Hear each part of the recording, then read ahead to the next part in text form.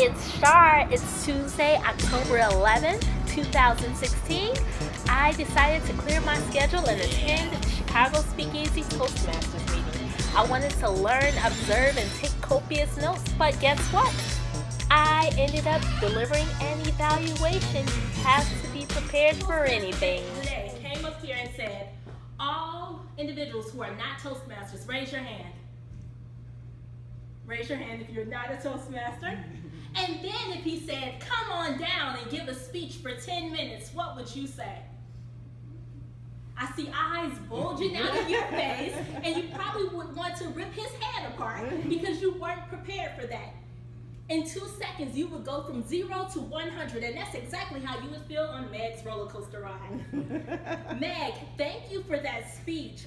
As the evaluator, my goal is to evaluate Meg on her vocal variety that was used throughout the speech. So the balance of her pitch, her rate, her pauses, because we know pauses allow the listener to digest the information, and you can see the facial expressions up here. First, I would like to say, great topic. When you're talking about, or when you have to show vocal variety, you have to choose a topic that would allow you to exude that and speak that. And your topic was perfect. I like how you started off. You started off with a question. What better way to engage your audience by asking a question?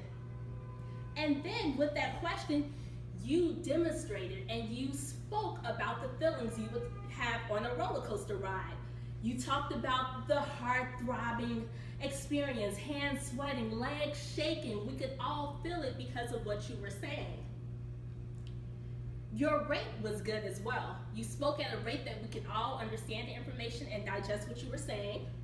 It was very organized. You started off with your roller coaster theme, and then you went into your story. How did it relate to you? And when speakers are able to add in a personal story, we can all relate, because some of us were probably thinking about when we were 8 years old, when we got on our first roller coaster ride, and when our parents had to take us back off because we couldn't stop screaming.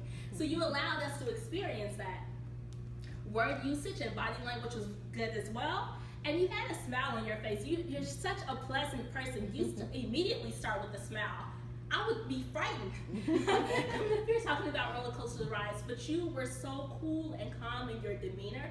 I had no idea that you would talk about the exhilarating feeling of being on a roller coaster. And that's an area of opportunity. You can trick your audience, deceive them by being a completely different person when you are talking about an experience that could have so many fluctuations in your voice. At the beginning, you told us, I'm going to start with a question. You can immediately start with that question, get the audience thinking, and then when you talk about the experience of being on a roller coaster, use different points in the room to talk about different experiences. So when you're going on the roller coaster, you may be a bit more calm, and you may exude that in your voice. You may speak calm when you talk about that. But when you're up in the air, you may want to get loud, and you may want to be here and be louder when you speak about that. But those are things that you can do in order to make sure that your audience is connected to everything that you're saying, and then you want to make sure that when they're in their seat, they're holding on tight because they're on the same roller coaster that you're on when you're